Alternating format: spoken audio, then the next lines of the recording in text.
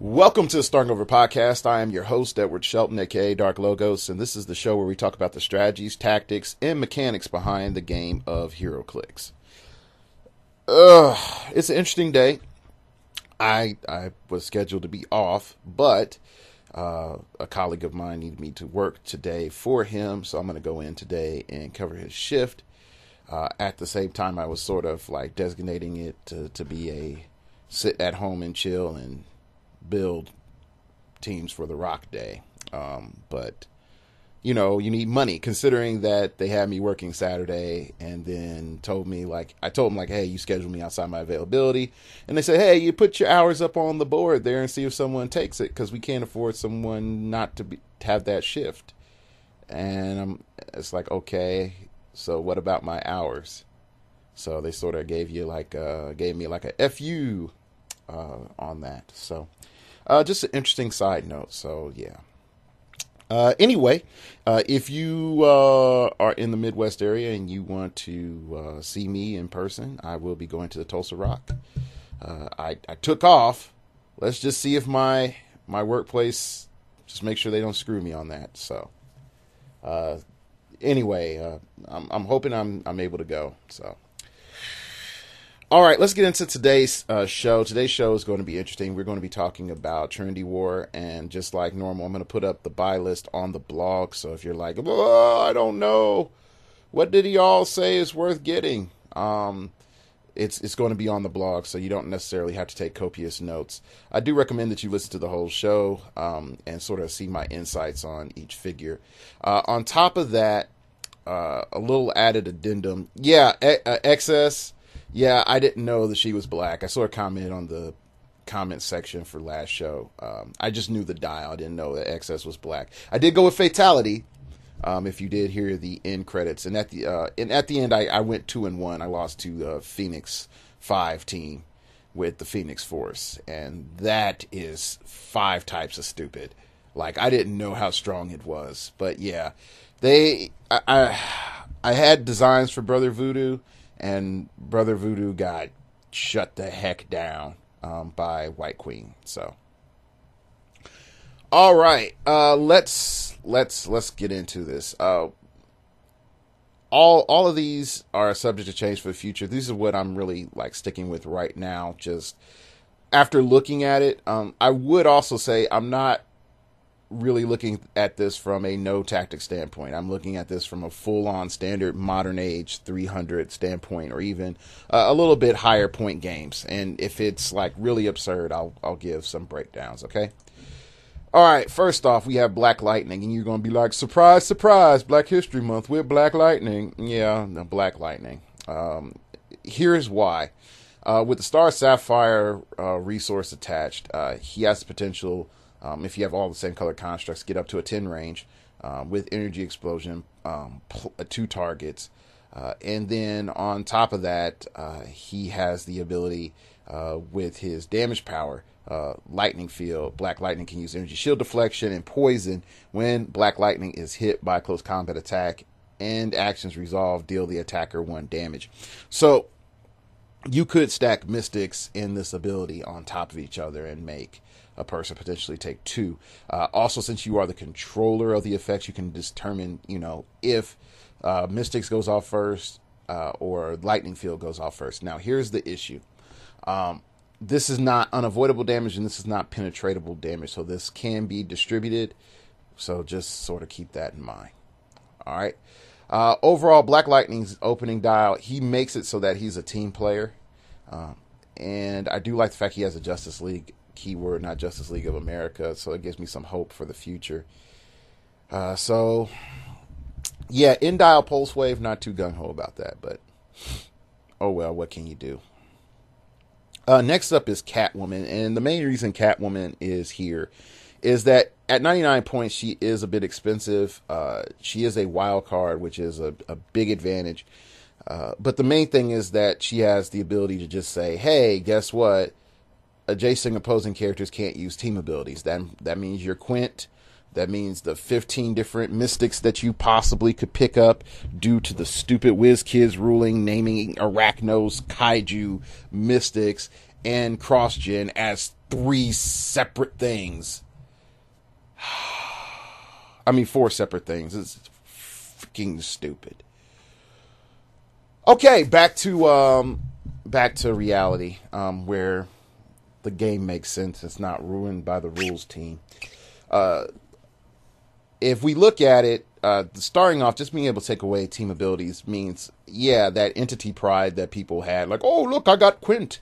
That's gone.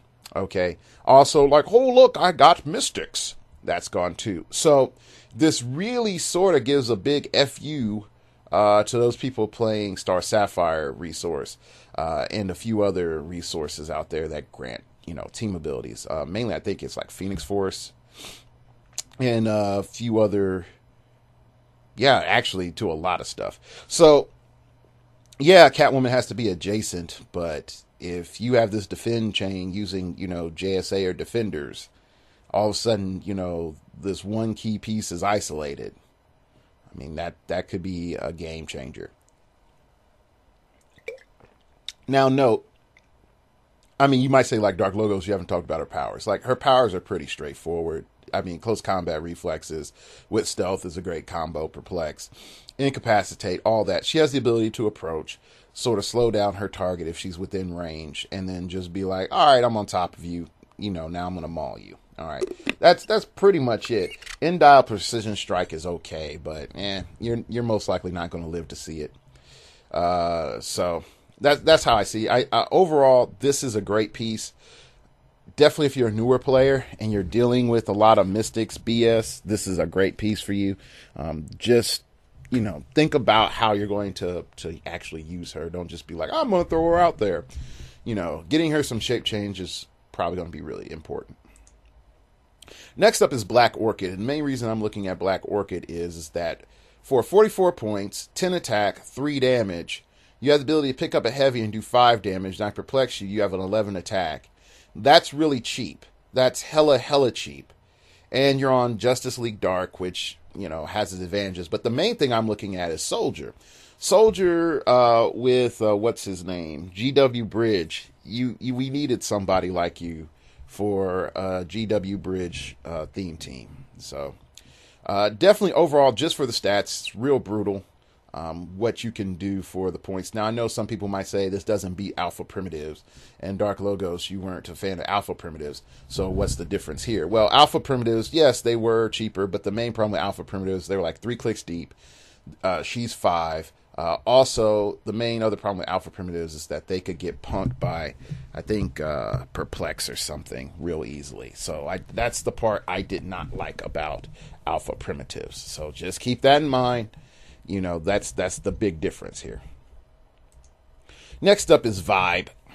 And Vibe is by far a very interesting character because you get support and attacker and a lot of confusion just all in one piece. But here's the main things. Okay, Vibe can use Quake as his trait, and that's okay. You're not going to be using that much. You don't have Charge, which is sort of silly considering that you have a character that, mainly, benefits from getting in melee, doesn't have damage reducers, but you give him traded Quake, which I understand because that's what the character does, but you could have said he can use Quake at a range of 3 or Quake at a range of 5 or something like that. I mean, we've had characters in the past that have done that.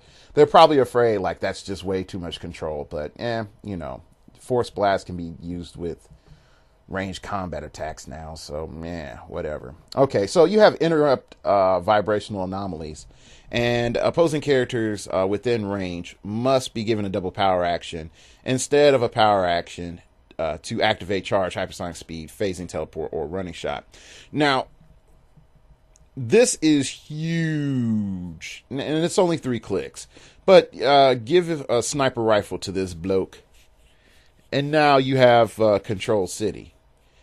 Because you're able to now say to your opponent, okay, if you're going to try to approach me with my not Star Sapphire, you're trying to approach me and attack me or running shot me, and I'm using my Indigo battery, you're going to have to take a double power action.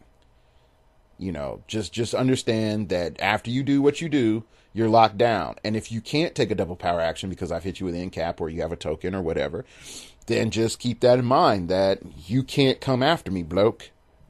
Pure and simple. Now, this power can be outwitted. And I think a lot of people might not remember that, but this power can be outwitted. So in a standard game, it's not going to be too big of a deal, because if you do see yourself in that sort of situation where it's showing up, just bring some outwit and you're good to go. But definitely worth mentioning. Next up is Atlantean, because I know there's like a lot of Atlantis figures that have come out. They're like really powering that up. So there's some advantages here. Coming in at 36 points. Again, having a soldier keyword. Yeah, GW Bridge. He is recruiting, in the air, in the sea, and on land. The domain of Atlantis, when an Atlantean occupies water terrain, modifies combat values by +1. This is sort of great because for 36 points, you can get a sidestep, 10 movement, 10 attack, 17 defense, and 3 damage. And that's not bad with a 5 range. A lot of people won't see that coming, but 3 clicks deep, you're in toughness on the first click. You're going to get one-shotted by most characters, but it's not bad. It's not bad at all. Next up is DEO Agent. This brings me, flashes of the past. But DEO Agent has sidestep, toughness, and outwit, PD ability. You might say, that's not that great. But it's this trait, safety in numbers, when DEO Agent's adjacent to a friendly character with the police keyword or team ability. It doesn't even say possesses, just with. Both characters can use stealth. Now, here's why this is sort of huge. And bear with me why I say huge. Okay, first off, I have a wild card, and it's super ultra. I can do anything, man, but if I get hit, I suck, dude. Okay, and all of a sudden he's a wild card because he's part of the Legion of Future Awesome, and all of a sudden it's like, I just can't get shot. I need to stay alive. Well, you just team him up with a DEO agent, and DEO agent has pretty much everything that he needs. Outwit, perplex potentially, or even support if things go really dicey. Just sort of like the old DEO agent. So overall, this character could potentially shape a very interesting meta where you have people wildcarding for PD to gain stealth, and then gradually moving up. So there's some awesome potential here. Awesome potential. So just keep that DEO agent in mind as one of your main support figures. Next up is Blackgate Guard. Just for the special power, lockdown, give Blackgate Guard a free action. Choose an opposing character within range and line of fire. Until your next turn, that character can't automatically break away and modifies his breakaway rolls by -2. You add in plasticity. Guess what? You're pretty much just literally locking somebody down. Now, one thing I will say with this character is if you play it right, you can tie it. You can keep figures tied up, and that's the one major thing that I do like, is that you can play a control game, and this is very useful in a control game. He's not too cheap where the control is lazy.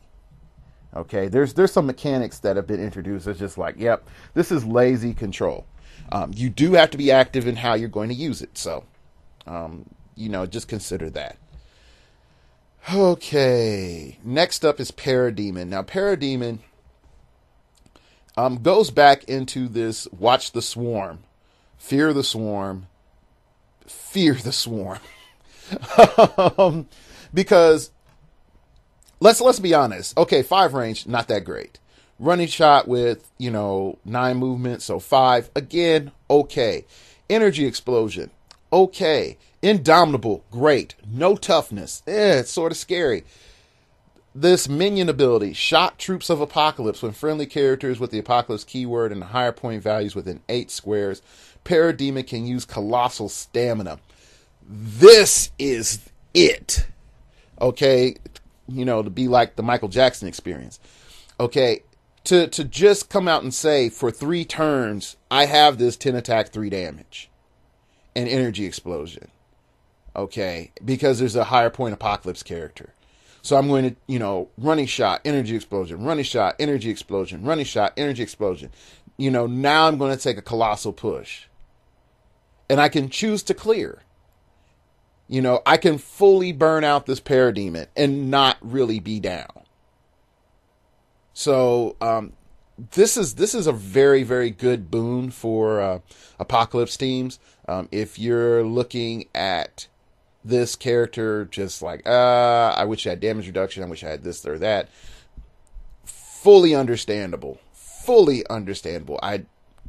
I see where you're coming from, but I do think we can sort of make tweaks.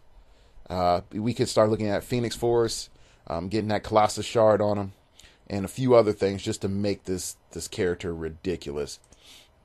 Next up is Atomica from the standard set. Yes, I am bringing up Atomica. Main reason I'm bringing up Atomica is I very rarely look at the traits where it's like, if you're next to somebody else, you're able to get +1 attack. I very rarely look at that. But the fact that Johnny Quick is so good really makes me sort of say like, yeah, I gotta consider that.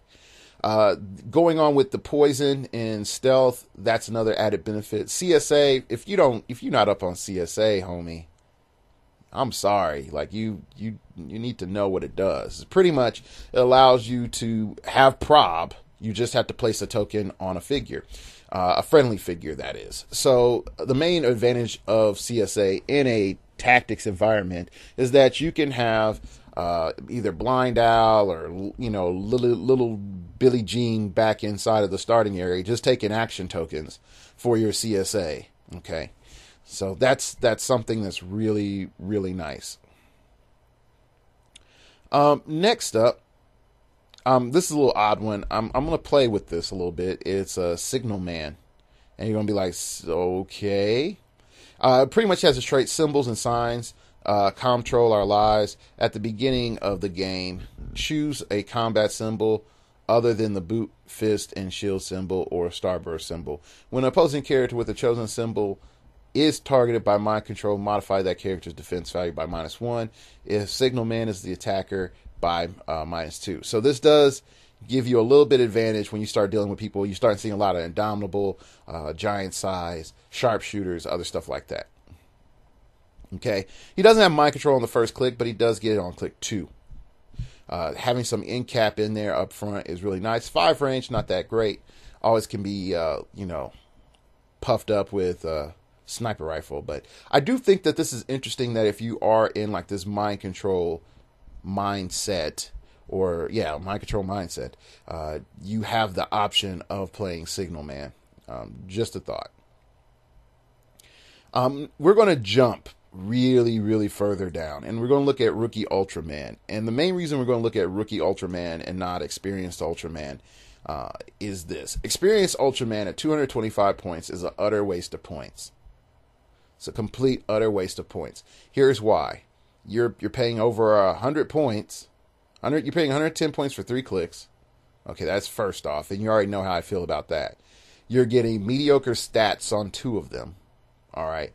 And you're doing less damage output than you are on your first click of your rookie dial. Now, I'm just saying, is, yes, I know, hypersonic speed, I picked up an ultra heavy dark logos, that's more damage output. I'm fully aware of that. But the amount of risk that you have to put in with that hypersonic speed movement is a lot higher. Now, let's look at Rookie Ultraman, and we're going to break down why he's the boss of Alternate Earth 3 or whatever they come from. First off, he has improved targeting towards hindering terrain, so no Superman TA to worry about. Next thing is hindering from the sun. When Ultraman occupies hindering terrain, his powers and abilities can't be countered. This is essential because he pretty much now, with Indomitable, is a Power Cosmic or a Quint. Okay, for 125, he comes out 11 attack, 4 damage, range combat expert, 17 defense with imperv, which I know you're like, invincibility. I can deal with Psychic Blast. I don't care. Still better off with this. In dial hypersonic speed and a little bit of battle fury, and that sucks. Oh, c'est la vie, cannot be carried. Really, you're playing him at 125 for him to be TK'd around, placed in hindering terrain, and just blast people with range combat expert. That's it. That's how you play him. It's real simple. You have TK him out, he shoots and kills things. Pure and simple, no complication there. Now, I know some of you are like, oh, you skipped over Bizarro and Cyborg and Firestorm and Green Arrow and iVampire and Stargirl. And I'm like, because they're not that great. Green Arrow's okay, but he's really not that great. He's 122 points. He's way too expensive for what he does in the meta. And then he gives friendly characters with the Justice League of America keyword sharpshooter. Yay. Okay. Anyway, let's go back. Next up, I'm skipping over Owlman because he's okay. He's really not that good. If you like the character, get him. I'm going to Rookie Superwoman. Again, same problem. Vet. Oh, I pay 42 points. I get 2 clicks. That's nice, but you're really not gaining that much when you're looking at a 300-point game. If you got into a 400-point game, that's nice. But at this point range, you're not doing enough damage. Overall, your damage output is okay. And then you just get sniped so easily in the meta now. So, no, this doesn't work. You'll betray each other. Opposing characters within 6 squares that are adjacent to and share a keyword with each other. Their defense values modify the defense values by -1 unless already modified by this effect. So you can't just stack Superwomans on your team to, get this repeatedly, which I don't mind. But coming in and getting that at 100 points, a weaker defense power, but pretty much almost equivalent same mobility, I'd rather have that. I can still pick up an Ultra Heavy at 100 points, so definitely way better off. Next up on the list, I know I had one of them. The Outsider number 31. Just mainly the fact that he has the dimensional portal thing and he works on a CSA team, plus he's a wild card. Other than that, he has little to no value for most teams. It's just sort of like adding on, what's his name? Crap, I forgot his name from Avengers. That was a scroll version. Jarvis. Sort of like having Jarvis on there. All right. Next up is really the big, huge debate. The character that actually is making people sort of wonder, all right, WizKids, what are you planning? Is Lex Luthor. And I got to endorse him at both of his point values, and here's why. At 200 points, his dial is hella short. 7 clicks for 200 points is really, really short. And then at 100 points, to have 4 clicks is even worse. So you might say, well, why are you endorsing him? Here's why. Right underneath their noses trait. Lex Luthor begins the game with a subterfuge token on his card. When Lex Luthor has a subterfuge token on his card, opposing characters can only target him if they begin the turn adjacent to him. When Lex Luthor targets an opposing character with an attack, remove all subterfuge tokens from his card. Now, he only can really have one subterfuge token at a time, so that's great. The other thing is, if you find a way of getting 2 on him, let me know immediately, because that would be awesome. The next thing that it's really interesting is that Pulse Wave does get past this, because Pulse Wave ignores all game effects. Okay. Back underground, when this click is revealed, add a subterfuge token to Lex Luthor's card, and that can be great only if, and then I say only if, you are in a position where you got knocked onto that click and you're at range. If you're at melee, it doesn't help you at all. Or the character, make sure no one's within sidestep, range, or is able to move as a free action. Okay, then you have the Syndicate is bad for business. Lex Luthor can use leadership and outwit. When he uses leadership and succeeds, he may instead remove the action token from the friendly character with the Injustice League keyword within 3 squares and regardless of point value. Now, this can be useful, definitely if you're playing some other Injustice League characters, such as, Black Manta from the Fast Forces, because he's awesome. But overall, I don't really like that much of that power, but just being able to have outwit 7 range is pretty great. So you might say, like, after all this, Dark Logos, aren't you going to talk about his wild card ability and Superman enemy? I mean, all those things are great, and you can modify around that. But coming in at 200 points, you have a character that could running shot, pulse wave, do 4 damage, and be great. At 100 points, you have a charge brick, which I don't like as much because you have to make sure that you kill whoever you hit with your charge brick just to maintain a safe distance. Okay.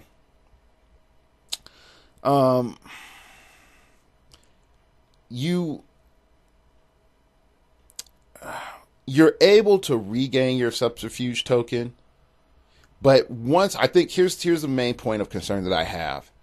Once you find some way of having Lex on the board and then creating a situation where he can either A, get his subterfuge tokens back, like a double subterfuge tokens, just saying, or B, he does an effect just by him being on the board that allows him to control via aura effect or whatever else, then he's going to enter broke land. So definitely something to think about. Next up is Vixen. I like Vixen because Vixen's a lot more flexible than her previous incarnations. Just being able to say, like, hey, as a free action, you can choose boot symbol, wing symbol, dolphin symbol, and any one of the tiny symbols, starburst symbols, giant symbol. Vixen has chosen symbol until your next turn, until you choose again. So you just do it once, and then boom, you don't have to worry about it for the rest of the game if you want to stay that way. If you want giant reach, boom, you got giant reach. If you need it. Animal Spirits is cool because at the beginning of your turn, give Vixen a free action and choose Blaze Claws, Fangs, Combat Reflexes, Flurry, Poison, or Sidestep. Vixen can use the chosen power until you choose again. If Vixen is part of a Justice League of American theme team, she may choose 2 powers instead. Which, I mean, let's look at your dial real quick. Blades, you get that. Close Combat Expert, you don't get that. Flurry, you don't get that. Poison, you don't get that. Sidestep, you don't get that. So, I mean, I can sort of see the advantages there, but having almost full dial perplex is pretty awesome. And upfront stealth plus Justice League team ability for that free move. Overall, I think it's pretty good. Let's move on to Shazam! Shazam is on this list. And I know, in particular, a lot of folks might say, really, Shazam? He's not that good. Bear with me. Okay, first off, Shazam can use Defend. There's a lot that you can do there for chaining defends, and oh gosh, it can get silly. So I'm just saying right there, Shazam can use Defend as his trait. Next, Shazam can use Flurry, Sidestep, and Quint ability. Yeah, he gets it on his lowest attack values. Yes, I know. But overall, it's not bad. It allows you to have some level of flexibility with your offensive capabilities. I know it's not the best. I'm not going to even try to argue for it. Now, it's the gift from the wizard for my friends. This is worth your points. Okay, give Shazam a free action. Choose any adjacent friendly character and deal him 1 unavoidable damage. Modify the combat values of the chosen characters because you can give Shazam 1 unavoidable damage. You buff multiple characters. Okay, Modify the combat value of the chosen characters by +1 until your next turn, even if this power is lost. Now, here's why this is utterly stupid. You can have any number of characters get buffed by this. Any number. As long as they're adjacent. They're like, he's like, have some power.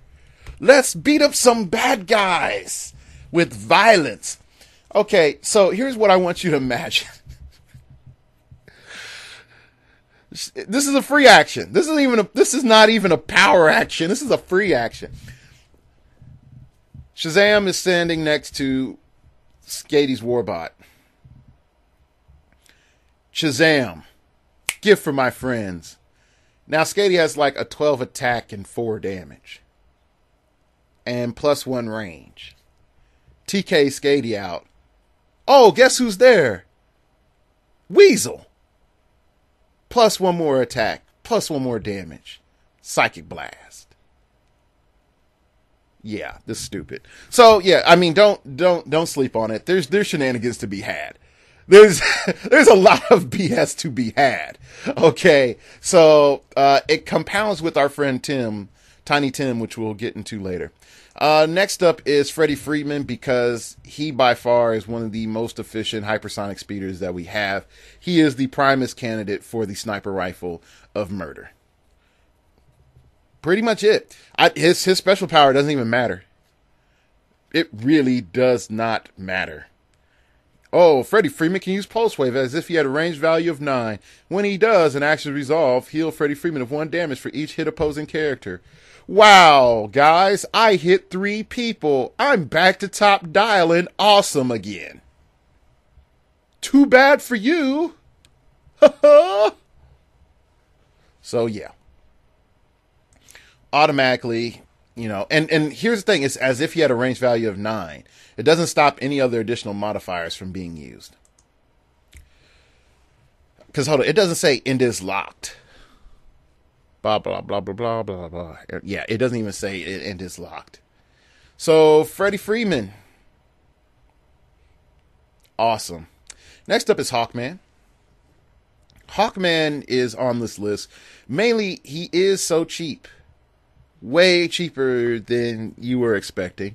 Also, I own the Skies. Hawkman can use charge and doesn't have his speed values when using it. When he does and hits, he can use sidestep this turn. So pretty much I get to smack you and then back up 2 squares. Or advance 2 squares. That's really strong. It doesn't even require him to be outside. Next is, no matter the odds, they will fall before me, which he gets at the end dial. Hawkman can use Quake. If Hawkman is part of Justice League of America theme team, give him a move action. After actions resolve, he can use Quake as a free action. So again, I can just full move and do stupid stuff. His entire dial, he can full move and do stupid stuff. He needs some sort of damage reduction, just because I see him just getting owned by Super Skrull really fast. And Kyle. Those two, for real, are going to just own him. Next up is Johnny Quick. Now, Johnny Quick is... Whenever Johnny Quick has been in the meta, he has sort of screwed the meta. Like, that name equals screw the meta. Okay? Every time... Just go and type in AC Realms Johnny Quick. Just type in Johnny Quick and you'll see what I mean. Okay? You're like, oh, that one was good. And that one was good. And this one's good. And oh, wow, yeah. I can see how those are game changers. Okay, so here we go. And this is where it all sort of comes down. You got hypersonic speed, 12 movement. Okay, just right there, you're doing good. You're at 82 points. Even better. You have Crime Syndicate of America team ability. So you have built-in prop. Okay, built-in prop. 10 attack. Yeah, okay, I understand. That's not that great. Click 2 at Precision Strike. That's a lot better. You have a trait. Don't move. That's all I do. Improve movement. Ignores hindering terrain. Ignores characters, which is the key thing speedsters need. Speed Force, when Johnny Quick moves at least one square and hits one or more adjacent characters, you may place a speed token on this card. After actions resolved, increase Johnny Quick's speed value by the number of speed tokens. So functionally, I can add +3 to my movement. Okay. A different connection to the speed. Give Johnny Quick a free action, remove a speed token. He can use Perplex until your next turn, but may only use it to target an opposing character. That character can't use speed powers until your next turn.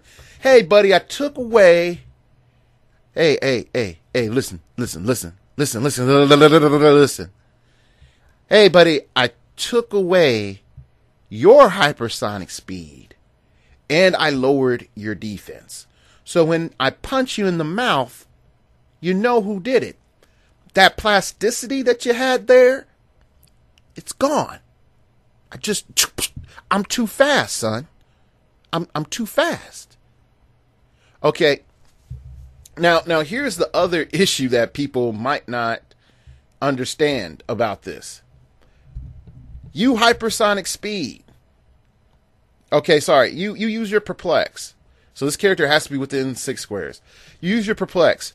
You Perplex Super Scrolls, defense down, and then hit Super Scroll and you get one thing back. Super Scroll can pick stealth or hypersonic speed or whatever the heck he wants. He can't use it. Okay?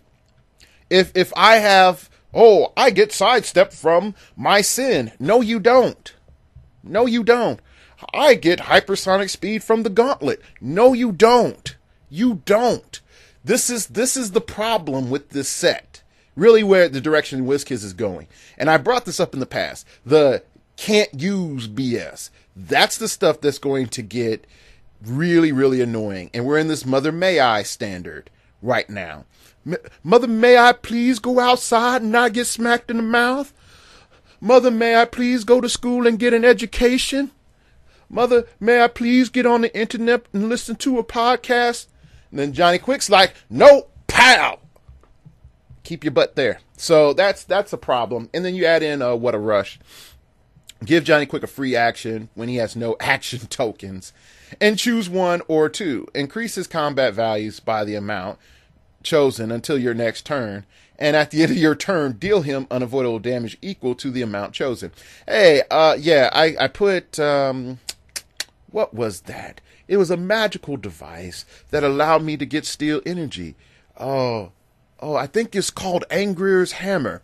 Yes, I'm going to put Angrier's Hammer on me, and I'm going to get steel energy, and then I'm going to pick 1 every freaking time because I will have +1 attack, +1 damage, okay? And not only that, I'll have +1 defense and +1 movement. And then on most importantly, when I smack you really hard, I get to heal.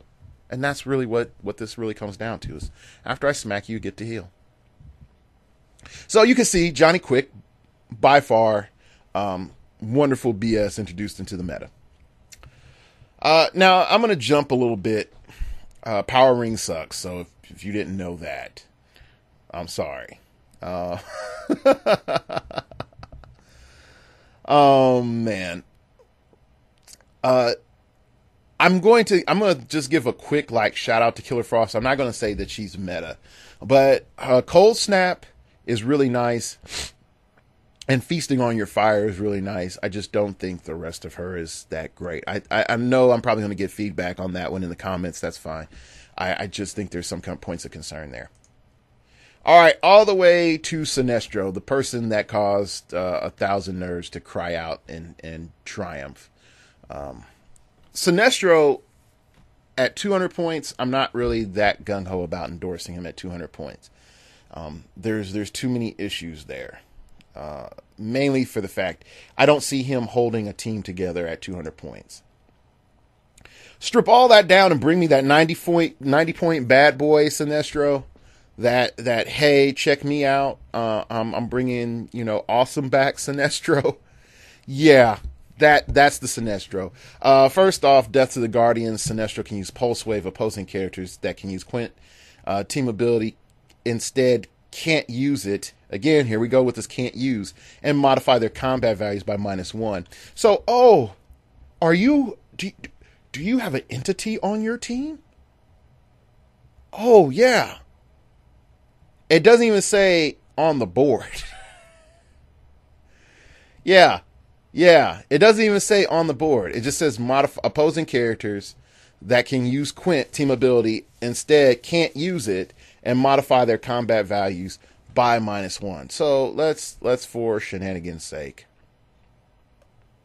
look at the entities, because possess, click the possessor's dial and saying click number as a character, change it during the game, blah blah blah blah blah. At the beginning of each turn, character takes blah blah blah, heal, damage, blah blah blah blah. You may choose one power showing, possess one combat value on possessor's dial higher than the character's printed higher than the character's printed combat value. Oh, higher than this character's printed combat value. Never mind. This character can use that power and modify this combat value by +1. Yep. If it didn't say printed, this is going to get real silly. Anyway, never mind. So, again, you see the thought process behind it. If anyone uses Quint team ability, guess what? Sinestro says, F you can't.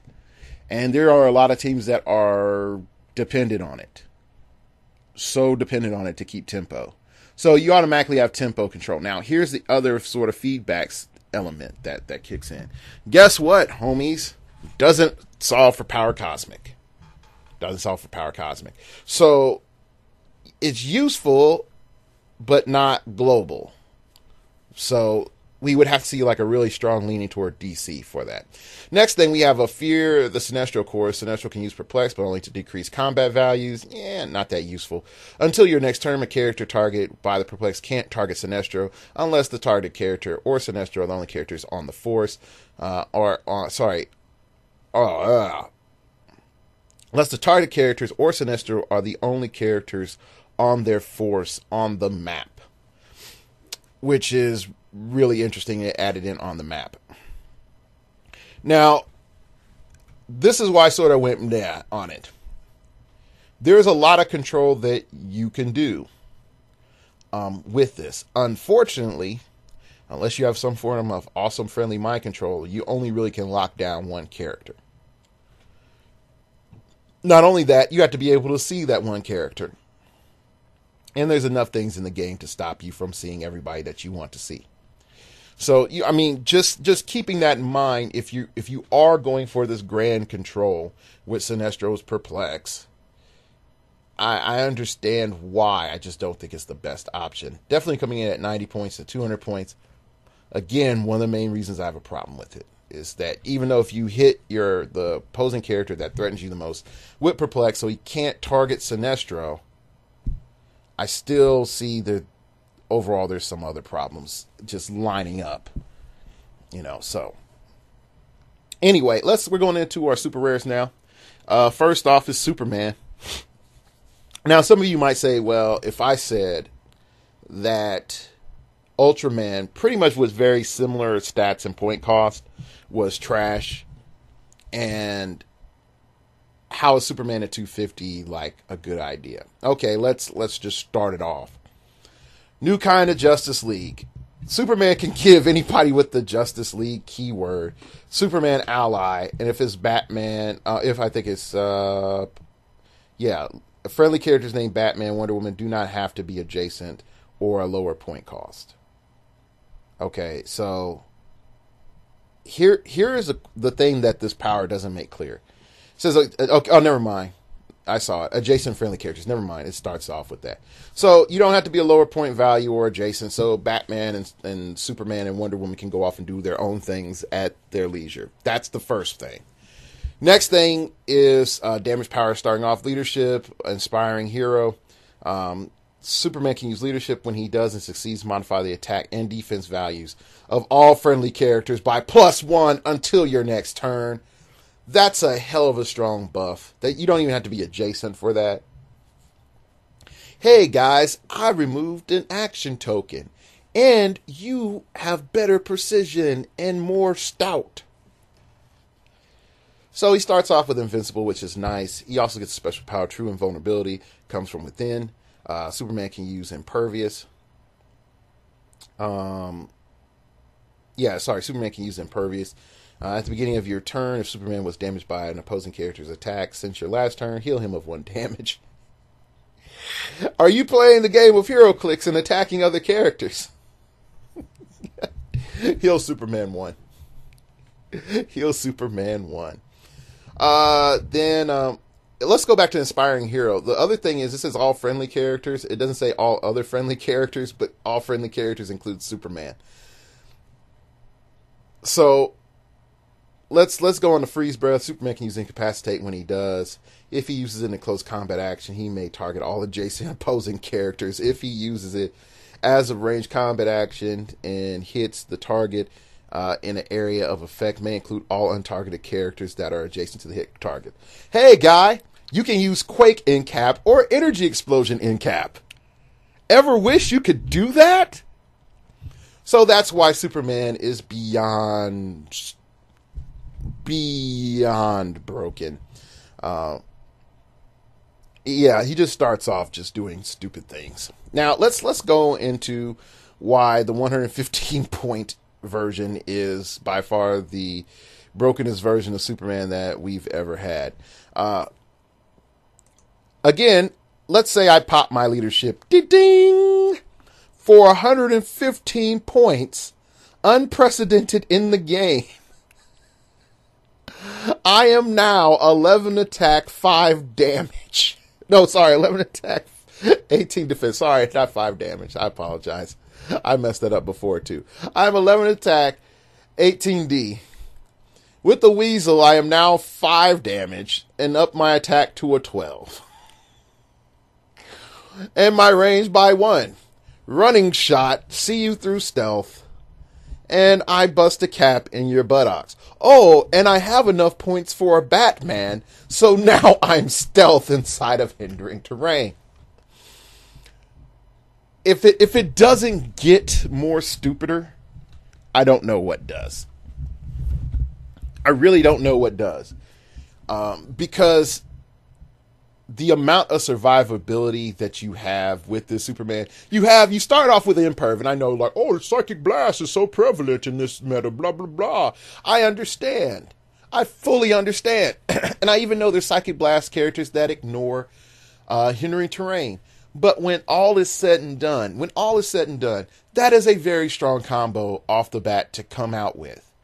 On a 115 point character, running shot, 7 range, I can up my attack, plus take tokens off adjacent fellow, and give everybody on my team, every figure on my team, +1 attack and +1 defense. That's really strong. In dial, I have charge and range combat expert. Can't go together, but I have a 3 damage, so I can have a 10 attack, 4 damage. Like, pretty much consistently his entire dial, he can be 10 attack, 4 damage from range. Like, I mean, really, that is very strong. Next up is Batman. We're not even going to look at full point Batman. We're just looking at 85 point Batman, because that's all we need. Is 85 point Batman just allows us to make our Superman have stealth. That's it. That's it. There's no other reason to look at him. Yes, does he have cool stuff like Utility Belt? Give Batman a free action and choose a standard attack power or a damage power. Batman can use that power until your next turn. Yeah, Batman cheats. We know that. Oh, I have prob. I have prob. I have support to heal my Superman that you just hit. It's stupid. It's so stupid. Anyway, going on. World's Greatest Detective. Batman can use Outwit and Perplex to perplex my Superman and outwit for him to make sure he punches you really hard or shoots you really hard. When he has no action tokens, he can use Probability Control. Or I can say screw it and pick a standard damage power called Probability Control. So technically all the time, I have Outwit, Perplex, and Prob. It's dumb. It's 85 points. This is literally the best support figure in the game. The best support figure in the game. You have outwit, prop, support. Support. You're able to use range combat expert. You're able to use precision strike. You're able to use freaking super strength. Oh, I charge and pick up a heavy for 4. You're able to use psychic blast. You're able to use energy explosion. You have 2 targets. I mean, like, the only thing he needs is a sniper rifle, and then it's like, I've probbed you and perplexed down your defense and outwit your crap from 10 squares away. Oh, and did I forget to tell you, because Superman's on the team, I got Superman TA, son. It's that Joker laugh. So, yeah, and he ignores elevated terrain, which is his only setback, because once he copies that Superman team ability, he ignores hindering terrain. Period. All right, next up, Wonder Woman. Same reason. Don't even play her high point version. Just play the 100 point. And so all friendly characters with the Justice League keyword can use support. Huddle around, guys. I got the med packs. Friendly characters named Batman and Superman don't have to be adjacent or a lower point value.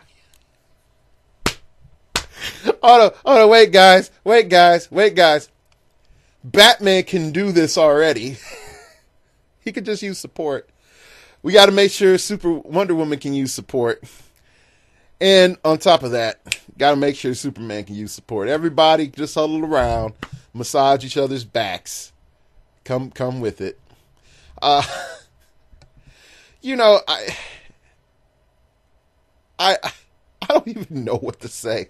Let's go on to Lasso of Truth. Adjacent opposing characters that have been hit by Wonder Woman since the beginning of your last turn can't use outwit, perplex, or probability control. Yeah, not bad. Really, it's not bad. Now, I'm wondering, can you take that Superman and this Wonder Woman and merge to get the Superman Wonder Woman duo? If so, that would be awesome, and that would be really, really awesome. Because then you would have like a duo that technically couldn't die. Oh, we've taken too much damage.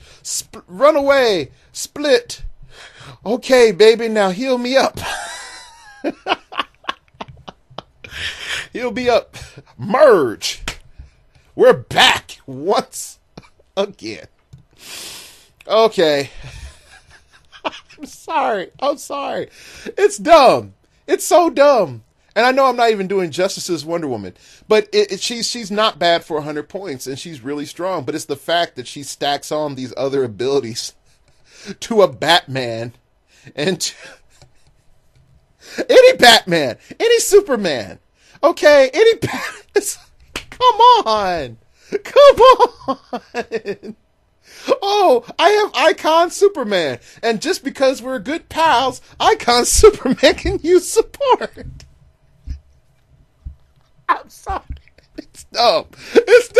And I know I was like, okay, I should be able to get over this. But this is the synergy that Theme Team players need.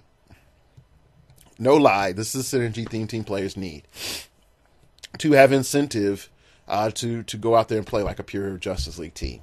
So, gosh, but when you have 3 characters that operate like a resource, they technically operate like a resource. They grant you significant advantages just for being on the team. You have one character in a 1 in 3 chance in a turn can buff your entire team. You have a guaranteed prob, outwit,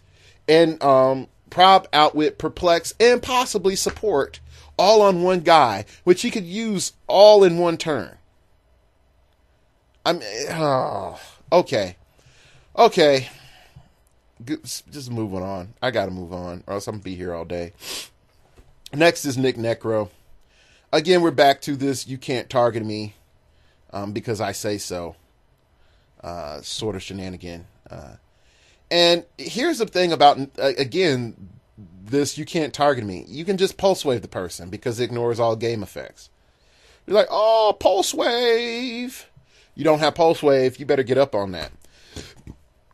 Excuse me. Mystical artifacts are drawn to me When when this click is revealed due to damage taken from an opposing character's attack, if the attacking character has a relic or resource attachment assigned to them, stop turning the dial. That opponent chooses one, deal attacker 3 unavoidable damage, or heal Nick Necro 1 damage, and remove from the game up to 1 relic or resource attachment assigned to the attacker. Now here's the thing. Again, if you have Pulse Wave, this doesn't go off. If you do not have Pulse Wave, you're sort of screwed. Okay.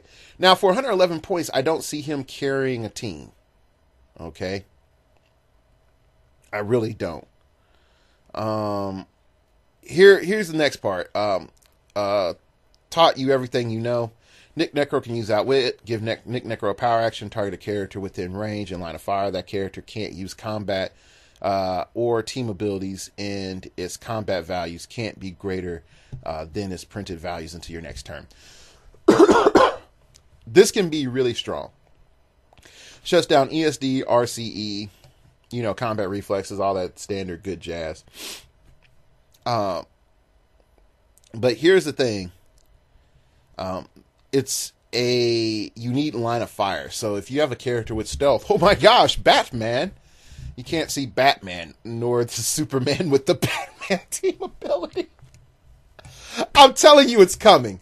It's so coming. It's so coming. You can't avoid. Anyway, going back, you're going to see this. You're going to see a lot of people like, oh, I can mess with your resources. And he also has improved targeting. Oh, never mind. Ignores enemy terrain, ignores character. So never mind. He can target whoever heck he wants to. So you might end up seeing the added effect of, oh, check me out. I have, Indigo battery. So just some thoughts.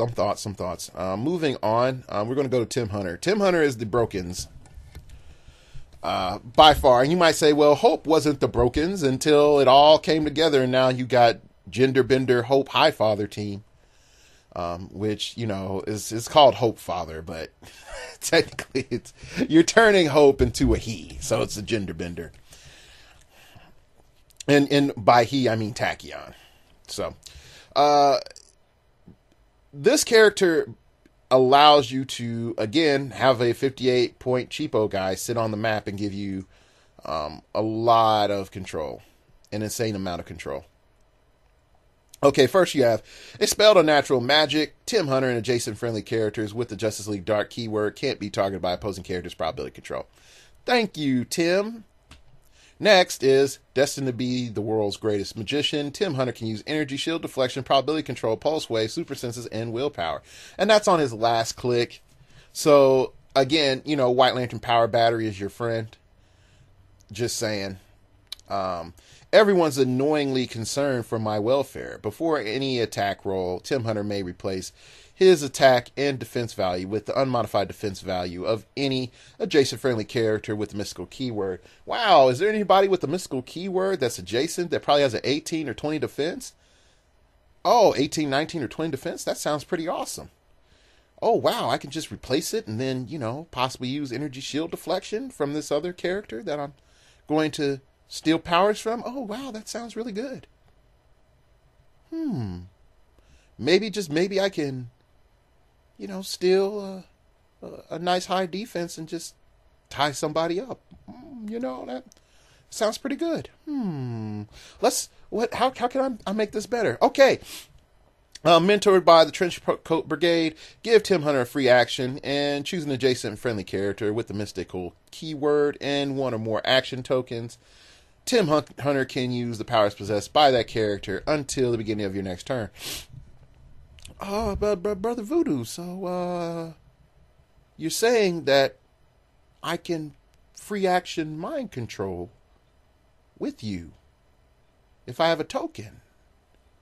Yeah, I think I could. Hey, Baron Mordo, I can get all the powers you have and pick another power? Oh, wow. Hey, Ancient One, I can get a some stupid abilities just from you. Oh yeah, yeah. I mean, you could see where this is going, and it's powers you can use, not even possessed. Oh, all right, sorry, never mind. Can use the powers, never mind, possessed by the chosen character. I was about to say, it was about to get stupid, because if it's like it goes into that use category, it was like, oh, wow, entities. Stacking that stuff up to stupid land. So, as long as you possess the power, it's all good. So it means it's got to be printed on the dial, it says you possess the power. So, and yes, the entities say this character can use, not possesses. So be aware of that. All right. Again, Tim, 58 points. A lot of interesting stuff. He can stack with other control stuff. Main one that I see that can get real stupid real fast is him with Scarlet Witch and just be like, no more mutants. No more mutants again. I like this spell. So, yeah. All right. Next up is the Outsider. The 50-point one, that's the super rare, complete waste of time. But main thing is, if you're going to be playing Pandora's Box, probably a good idea to have this character. Probably a really good idea to have this character. I like Despero, but I don't think he's worth guaranteed buying. Next up is Mahazas. Mainly for the fact that once he murders people, he can use the power. he can just steal a power, a standard power that character has on any click, and then use it for the rest of the game. Like, you had that regen. I really like that. Chapow. I kill you. I just can point blank regen whenever I want to. Because I'm Mahazas, and I'm a thief. So that's pretty cool. Now, if you ever get in the future anything that allows you to use Alexander Luthor Sr. with anything else in a duo, then yeah, it's going to get real silly real quick. Dark Lightning is sort of fun, but I don't think it's like the best thing since sliced bread. All right, so now we're entering the chase land, and I'm going to tell you real quick, I'm not going to say get all the chases. That would be a little irresponsible. But a majority of the chases are very, very functional. Highly functional. To the point of stupid. Okay. First off, there's Envy. And I'm going to say Sinful Influence once, and then I'm going to just, let y'all look up each little asset that, not asset, each little relic that they correspond with. So, Sinful Influence, pretty much, when you build your force, you may assign an Envy relic or whatever the sin's name relic to a friendly character without the 7 deadly sins keyword. By paying its cost, this object doesn't count towards your force. So, you can pretty much have this in another resource. Why is this going to be stupid in the future? Simply because, people will want to cram 15 pounds of stuff inside of a 10-pound bag. No other reason. Okay, so now that we've gotten that established, let's go on. Envy is great because first off, Envy has improved movement, ignores character, so you can just get past all those other silliness. You don't have to worry about plasticity or any other stuff. Next, you have Look into the Mirrors. Envy can't be targeted by ranged combat attack. That's a little bit later. That's mid-dial. So the force is a very close upfront battle, and most folks can't deal with that. Now again, Pulse Wave, completely done. Get past that. Next is the special power you start with, is Feed from your Envy. Envy can use Perplex. When Envy uses it to target another character, modify the same combat value on Envy by +1 until your next turn. Now, the main thing that I'm looking at here is you're like, okay, Dark Logos, what's your goal here? I would say hammers, and here's why. I could perplex down someone's defense, or I could perplex down someone's damage, pump my damage, okay, and pump my damage. So even if I miss, my opponent's not going to hit me as hard. I'll have a 13 attack with, running shot from whatever hammer I have, and then just bam, hit them. It's not bad at 107 points, having Mystics in Quint. So that's pretty good. So definitely something to consider. Then you go and click 2, you have Pulse Wave. So I would definitely say that this character is probably one of the, consider it. Don't have to buy, but is worth it. Next up is Pride. Pride has an interesting trait, which is feed from your pride. When an opposing character rolls a crit hit, put a pride token on this card. Give Pride a free action and remove a pride token. And her next attack is a crit hit and can't be re-rolled. So you pretty much have A, an absolute hit. B, they can't do anything about it. C, you're going to get +1 damage and knockback. So, no. Just probably +1 damage. The knockback might not be guaranteed because you technically would have to roll doubles for knockback. So that's really strong. Then she also starts off with the defense power. Follow me. Pride can use defend, leadership, toughness, and colossal stamina. So you could keep going and going and going and going and going. Now you don't have a lot of damage reduction. Okay, you don't have a lot of damage reduction. But again, let's go back to this defend chaining silliness. You have an 18 defend. I have an 18 now. Yay, it helps protect my guys. So, something to think about. Her and Captain Marvel can get really interesting really fast. Not the best combo, but could get real interesting really fast. Sniper rifle is her friend, like always. Also, you could try to invest in finding a way of getting her some better damage. Better defense power. That's something to consider as well. 127, she does have to carry her weight, though.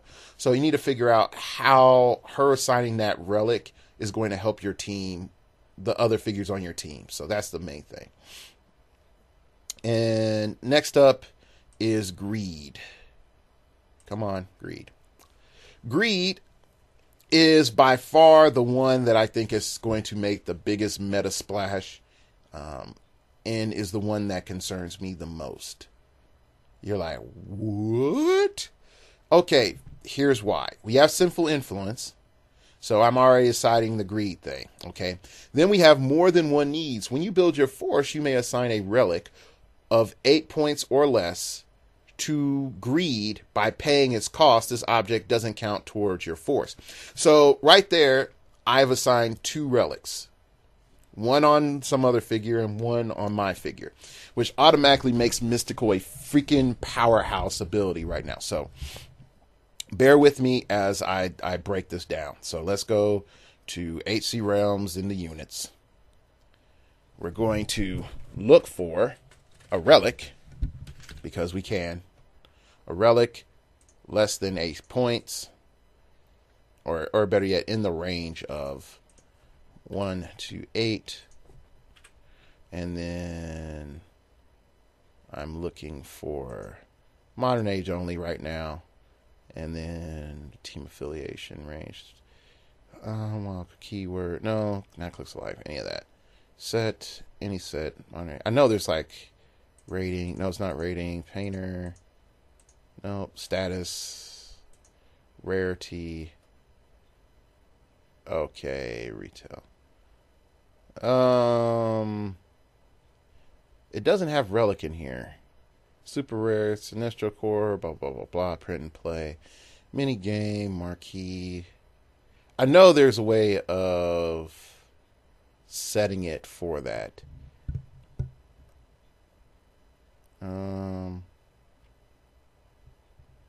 Set. Universe. Name contains. Point cost. Rank. It's like, I thought it was a rarity. Is it? Let's try special object. Let's see special object if it does it right. Okay, here we go. Special object. All right, here we go. In the range of 1 to 8 points, we have Terrigen Crystal, Cosmic Rod, Omega Drive, Straight Jacket, which that's sort of stupid, but it can be hilarious. Impact Beam, Vortex Beam, White Light, Flame Blast, Mental Intensifier, Ice Blast, Matter Rearranger, Black Light, Electro Blast, Disintegration Beam. Right there should make you concerned. He has a 6 range. That right there should make you concerned. Emkron Crystal, Silver. Oh, you kill me, I come back. What's up, homie? I come back. Curse Hammer, Mox Hammer, Skern's Hammer, Greyoth's Hammer, Necrod's Hammer, Angrier's Hammer. Oh, freaking all the hammers. Okay. Until retirement, Dr. Octopus Arms. Yeah, Dr. Octopus. You forgot about that, didn't you? Shark Repellent, Disguise Kit, Tracer, Bolos, Kryptonite Ring, Night Vision Goggles, First Aid Kit. Okay. Any of the other sloths crap. You could just say, you know what? I want Wrath's Thing on top of Greed. There's nothing saying that you can't. So if you get an extra one, you just be like, boop. Got that. Cosmic Treadmill. Hold up, let me see. Because Cosmic Treadmill... Oh, no, never mind. Cosmic Treadmill is never mind. Forget that one. Green Lantern Ring. White Lantern Ring. White Lantern Ring could be actually pretty silly. Because you're just like, yeah, I don't die. I just don't die. I come back. And then I get to use regen. Orange Lantern Ring. So now I have Barrier. Because, oh yeah, I don't have that on my team. Indigo Tribe Ring. Now I have support. And when anyone takes 3 or more damage within 6 squares, I can just pop over and heal them 1. Oh gosh, 3 more damage. Oh yeah, now you take 2 damage. Star Sapphire. Now I have Shape Change and Mystics. Oh, I have a bunch of wild cards. Oh, awesome. We all have Mystics, buddy. Mystics. Legion of Superheroes Flight Ring. Now I am part of the Legion, and I have the freaking crap. Really? Oh, gosh, I didn't think about that one. Phantom Girl. Phantom Girl. Coming back. Another year. I could actually put on another Legionnaire that is not Cosmic Boy and be Theme Team. Yeah, okay, Mother Box can't use the bookcase. Because that one's tied specifically to Bookworm. Robin Uniform, Wonder Girl's Lasso, Mr. Freeze's Gun, Suit of Sorrow, Sonic Transmitter, Gas Pellets, Grapnel Gun, Flash Grenade, Rebreather, Handcuffs, Bat Cow. Okay, so now that you've done pretty much just laughing with me, and to an extent laughing at me, you see the problem. You just see the problem there. I can pretty much stack multiple levels of control on top of this figure. Just inherently. Or I can make it really, really aggressive. I can add a team ability. I can add a keyword. I can come back and say, I need more plasticity barrier. I need a lot of perplex. I need some outwit. I mean, like, as we break this down, I can just come in and say, whatever I need that I don't have, that's 8 points or less. And it says I can just put it in there for my team building sake, and then boom, I've got it. Then you have Feed from your Greed. Greed can use mind control. When he does, if the hit character ends that action adjacent to Greed, give the hit character up to 2 action tokens. So I'm like, hey buddy, go do this thing. Hypersonic speed, smack them, come next to me. Now you have +2 tokens. Despotel says hi. What are you going to do? I'm pretty much just going to make it so you're here, and when you try to run away, you come. You're bringing Despotels with you. Then you have All Mine. He gets this on click 2, 3, and 4. Greed can use Perplex, but only to modify his own combat values. Now, 67 points. 67 points, 67 points, 67 points. But with this 67 points, it is a really strong 67 points that you can just customize really well for your meta. All right. Next up is Wrath. And I like Wrath just because Wrath it hits that sweet spot, and Wrath gets right up in there. Sinful Influence, of course. Spreading Wrath, other trait. When an opposing character makes an attack, after actions resolve, give them a Wrath token. Characters with Wrath tokens possess Battle Fury. When a character with a Wrath token clears... when a character with a Wrath token clears action tokens, remove all Wrath tokens from it. Okay? So... that's the main thing. Again, when an opposing character makes an attack, after actions resolved, give them a Wrath token. Doesn't matter if the attack succeeds. It doesn't attack if it doesn't matter if it fails. Guess what, homie? You now have Battle Fury. You know how much stuff that screws up? Now, this does limit a lot of things. First thing it limits. You can't be dependent on shape change on your team. You just can't. So that's automatic number one. Okay, because you're giving out Battle Fury. So if you have Super Scroll, this is not your buddy.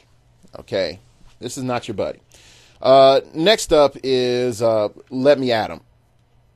Wrath can use Charge. When Wrath has one or more action tokens, he can use Giant Reach ability. And when he has 2 action tokens, he can use Sidestep. He's like a prime candidate, technically, for Red Lantern Ring. Not because it's like, oh, look, you already get Giant Reach or whatever. I mean, but to an extent, he's going to be up on top of you. You might as well do some poison. Then freed from your Wrath. Wrath can use Battle Fury. He can use it. He doesn't possess it. This is a difference. He can use it, so he has an option not to. Modify his damage value by +1 for each other character within 5 squares that can use Battle Fury. So here's some fun things that happen with Wrath. Him and Shriek just love each other to death. And he's just like, hey, are you not me? Are you angry? I'm angry. Come here, guy. Let's hug each other with our fists to the face. That's how you show love like a boss. So that's a key element. The other element is, again, you can put a sniper rifle on him and like 11 attack, 4 damage, running shot. If I can give it to him some magical way, and I shoot you so bad if I want to. And again, it's can use. It doesn't mean he possesses it. He doesn't have to use it. He has an option. And then again, I feel free to ask the rules questions on it. And I know probably by the time the show goes up, they're not going to answer any questions on this. But just saying, like, a lot of people are going to think like, oh yeah, he has Battle Fury. Why'd you put the sniper rifle on him, you retard? And it's like, nope. Boom. Shot you. Oh, did you make an attack? Guess what? You have Battle Fury. You going to clear? Fine. I'm on top of you. Bam. What's up now? Going to smack you. But yeah, again, 117 points, plus you're giving the Wrath thing to another person. That's pretty cool. So Wrath, technically Wrath and Greed together on a mystical team could be really stupid. Could be really stupid. All right, next up is Gluttony. Now, the main reason people are going to look at Gluttony is just mainly for Mountains of Flab. Gluttony can't be carried. When Gluttony is dealt damage, Gluttony ignores all but 1 damage. This power can't be counter-ignored. This includes pretty much Pulse Wave. So you have to do 1, 2, 3, 4, 5 clicks of successive attacks to him. Now, here's why this is even more dumb. Okay, what's the first thing I'm going to do? I'm going to, of course, put the nurse on him. Oh, you hit me 3 times. I'm going to roll for regen. Boom. Boom. Boom. You start to see where this is going. This is stupid. He can be TK'd around. There's nothing stopping that. Gluttony can use steal energy. Opposing characters within 5 squares can't be healed. So when it's gluttony versus gluttony, you got to watch that.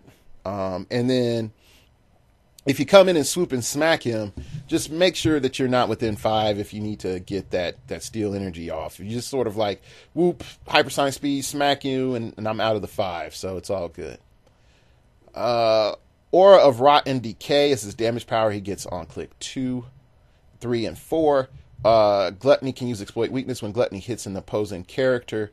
Remove any relic and resource attachments assigned to it from the game. Relics and resource attachments can't be assigned to that character this game. Now, that click 2 is stupid because there's nothing requiring gluttony to you do a melee attack. So again, sniper rifle. So gluttony is like from downtown, boom. Now the positive end of that is gluttony's attack isn't that high. It's a 10. It's an average attack. At the same time, his damage isn't that high either. It's a lot of I can't die BS. Okay. He also has mystics, and I don't think all of them have mystics. Now I could be wrong on that. No, never mind. I'm wrong. They all have mystics. Never mind. So going back to gluttony. Gluttony comes in, says, gobble, gobble, gobble, son. Gobble, gobble, gobble. And just shuts you down. If you're running a lantern, you're screwed. The moment he hits and that aura of rotten decay shows up, you're screwed. So bad. Because he says, it's like, remove any relic. Guess what that ring is? And resource attachments assigned to it from the game. You're assigned the ring. Your battery is screwed. So, all right, so let's forget the white rabbit because the white rabbit's not important. We're not even going to look at the fast forces, the gravity feed, or the fast forces, really. Let's look straight at envy, sloth, pride, greed, lust, wrath, and gluttony relics, okay? All right, envy. This character can use energy shield deflection, and sidestep, When making an attack, you may replace this character's attack value with one of its target's attack values. Now, this can be great for multiple target attackers. You still are able to get your mods. So if you do perplex up your attack, you would replace then modify. Okay, so replace then modify. So if you're attacking somebody with a 12 attack and you perplex up your attack, or you have +1 to all stats or whatever, you have a 13 attack. Okay. Next up is, so before I go on, envy, the main thing that you're looking at envy is you're putting envy on the guy with an 8 attack, on the guy with a 9 attack. You're putting envy on the cheapo character. Anyway, side note, real life sort of interjecting into the podcast. I get a ping. The pings you just heard are my brother did a status update saying at St. Luke's Hospital, and I'm like, oh shoot, did she go into labor? And no, just getting an ultrasound. So I was like, oh, I'm gonna be an uncle today. But no. Okay, so back to heroclix. What's functionally important right now for you, everyone else? We're going to go to sloth. This character can use sidestep and modifies this defense value by +1. At the end of your turn, if this character wasn't given an action token this turn, heal it of 1 damage. Now, this is any action. This is a free action, any action. So, if you have a character that has an aura effect that just needs to stand there and look pretty, this is what you want to assign. sloth to that character. You just want to stand there, look pretty, or you need a character that just needs a one more little bit of oomph, and now they're in broken land for their defense. That's what you're dealing with. Next up is Pride. This character can use energy shield deflection and sidestep. This character's attack rolls of 11 are also considered crit hits. You can see if this was attached to Pride itself, it would be so broken. But the fact that you're able to get energy shield and sidestep is sort of okay. Again, you're looking at attaching Pride to a character that gets benefits from getting crit hits or needs energy shield. Other than that, I really would not recommend it. I really would not recommend it as something to look at. Next up is Greed. This character can use energy shield deflection and sidestep. This character can use perplex with a range value of 10, but only to target opposing characters assigned a relic or a resource. This is weird because this allows you the ability to perplex your own guys really, really well. To make sure, like, if they're out there and you TK them out, that you can get that added perplex in. It will not stack if you have an effect that says, like, I perplex you, you can't target me. No. This is a separate effect of perplex. You can't mix the two. So that's the interesting part of it. So you really need to have Greed on a character that you're like, bam, that's a support figure. I really need to have a perplex on my team. I'm willing to pay 8 points for it, or 5 or 6, or whatever it is you're going to. And it's like, bam, that's what we're going to do. All right. Next up is Lust. Character can use combat reflexes, plasticity, and sidestep. Not completely worthless. Here's your uses. Your main goal is just saying, I am trying, really, really trying to make sure that I can run interference with this one figure to make sure that they can't do this to me. Or you have one weakness for a figure, and that's hypersonic speed melee. That's your one weakness, hypersonic speed melee. That's it. That's really the only reason why you're using this. Sidestep is nice. Oh, sidestep running shot, sidestep charge, sidestep hypersonic speed, blah, blah, blah, blah, blah. That's cool.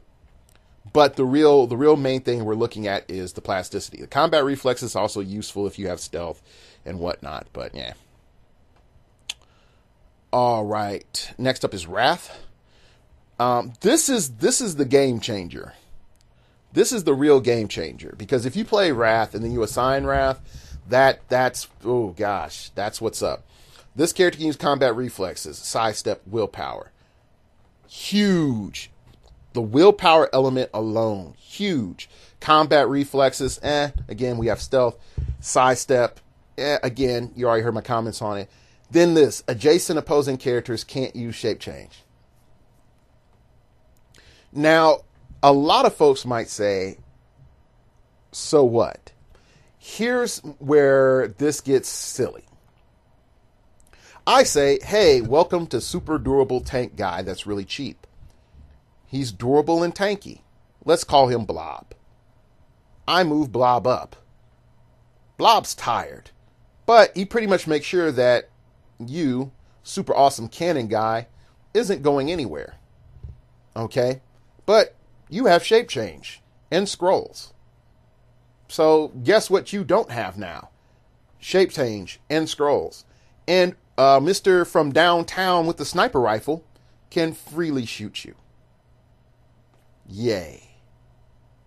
So automatically right there is the main element. Again, this can't use BS that's in the meta right now. So definitely you're looking at using this with a character. Definitely a hypersonic speed character that does not have willpower. This is really good for Johnny Quick. Yeah, he's bad, just dumb. Anyway, next up, Gluttony. This character can use combat reflexes and sidestep, give this character a free action, and destroy an adjacent wall or square of blocking terrain.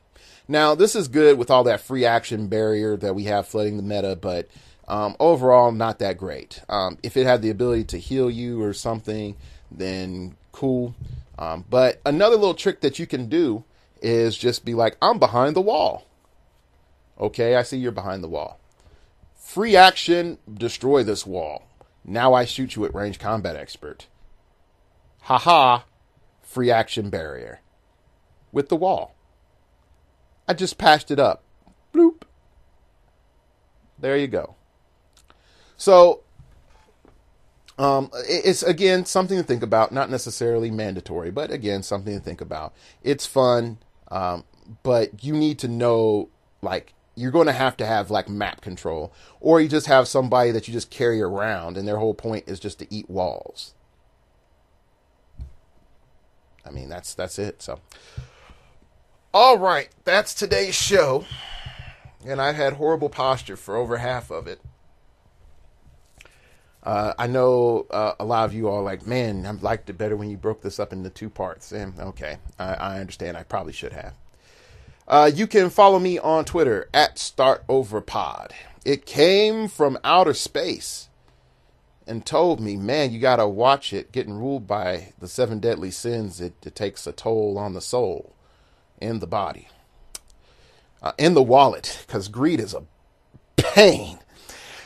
So you can hit me up on Twitter, find out my random musings, find out when the show's up. You can also hit subscribe. That helps me out a lot.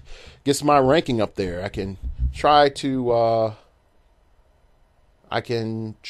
really try to get up there and be one of the. I'm shooting for page 2 when you look for heroclix on YouTube. So. Hopefully that happens. Anyway, next up, you can email me at startingoverpodcast@gmail.com. That's startingoverpodcast@gmail.com. If you wish to opine, keep it piffy, keep it interesting, keep it awesome, baby. What do you think of this set? Is this meta changing or is this just more blah? Are you tired of the Mother May I games? That's coming into clicks. Also, if you want to hire my services, you can email me at startingoverpodcast@gmail.com. And I can help you be a heroclix master. Last but not least, you can go to the blog, check out the buy list. If I have anything that's really super complex that needs to be written down instead of listened to, you'll see it there. But mainly it's for the buy list now. WizKids has sort of killed a lot of my drive to blog about them. So, yeah. Also, if you'd like to donate to the show, you can hit the donate button, and all donations go towards the improvement of the show, whether it's equipment or software or other stuff that I need to make it seem awesome. And also prizes when I get them. So mainly mailing. Mailing some of the stuff is a bit expensive, but you got to put that tracking on there. All right, that's it for today's show. Thank you for listening. And remember, we all have to start over sometime.